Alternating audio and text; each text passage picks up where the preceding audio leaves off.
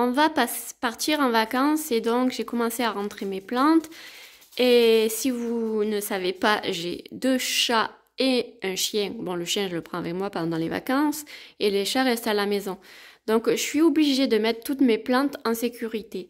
Donc, dans la maison, j'ai pas mal de choses comme cela pour accrocher mes plantes, mais j'ai aussi d'autres astuces.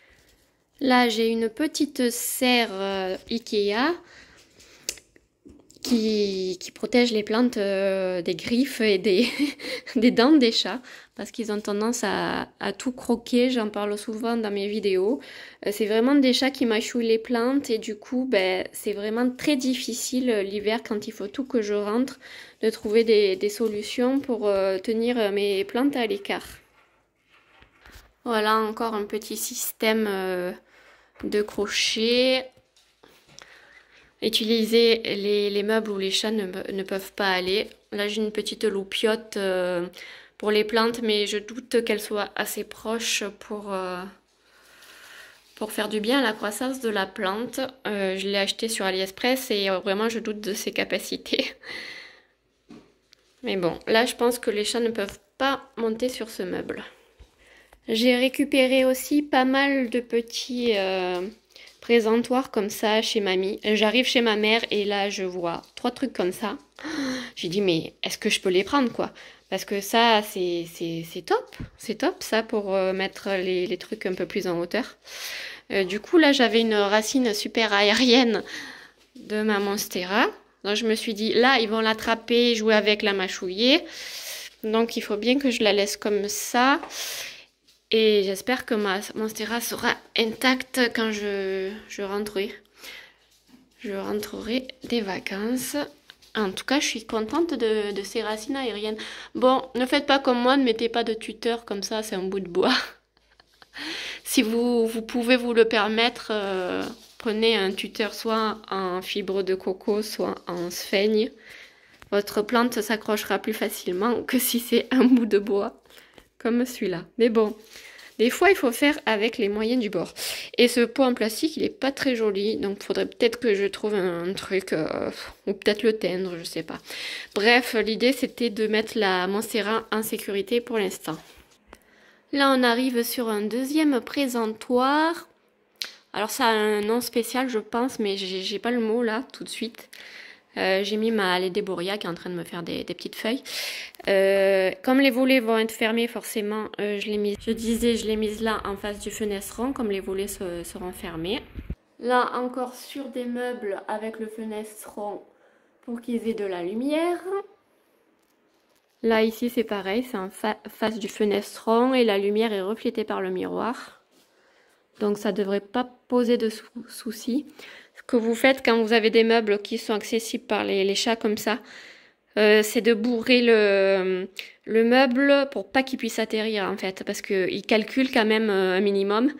Donc s'ils voient qu'ils ne peuvent pas atterrir, peut-être qu'ils essaieront pas de faire les imbéciles et de tout casser, de sauter, de tout envoyer en l'air. Ce n'est pas sûr, parce que les chats cons comme les gens cons, ça existe. Mais bon, mettez toutes les chances de votre côté et mettez le plus de pot possible pour recouvrir la surface.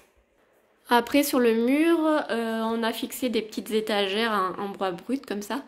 Donc celles-ci, elles ne craignent absolument rien.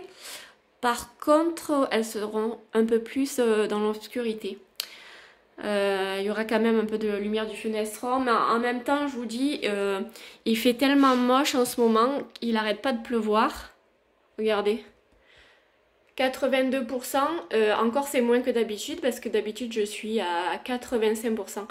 Alors, il fait très chaud dehors et il y a énormément de moustiques. Et par contre l'humidité, mais c'est terrible quoi, l'humidité. Donc voilà encore l'astuce, les petites plantes très en hauteur sur les petites étagères. Et donc après, il me reste plus que les plantes que je mets dans la salle de bain.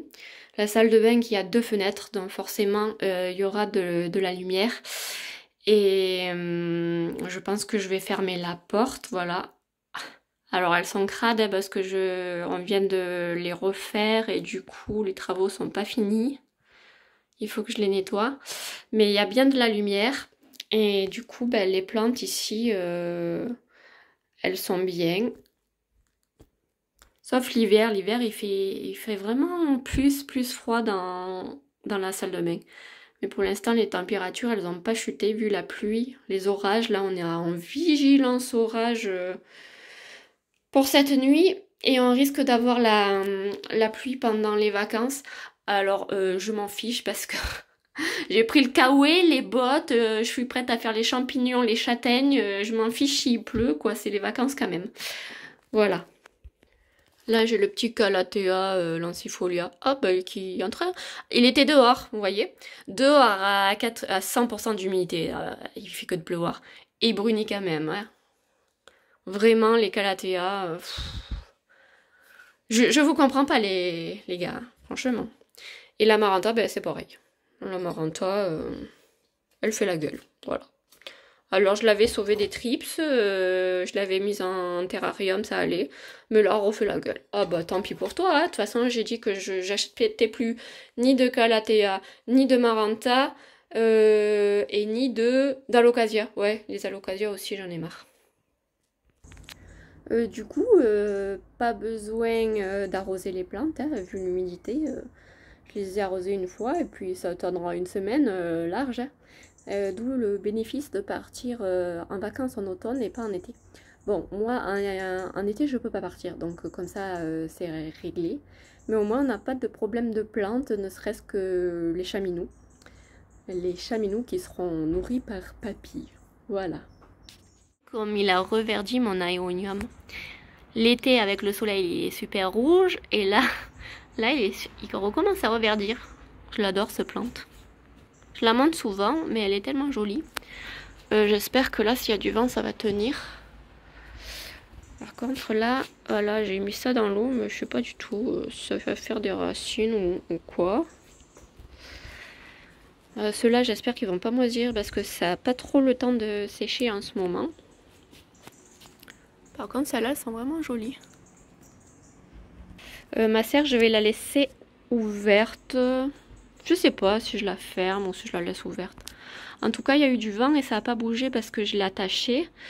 Donc c'est déjà une bonne nouvelle. Regardez comme mes calanchoris, ils poussent, ils continuent de pousser. C'est une bonne nouvelle.